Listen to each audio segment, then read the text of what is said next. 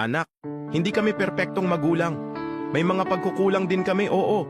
Pero ang bawat salita ng pangaral namin hindi galing sa panghuhusga, kundi sa malasakit. Hindi man palaging alam ang tamang paraan, pero ginagawa lang namin ang alam naming makakabuti para sa'yo. Kaya sana pakinggan mo kami, anak.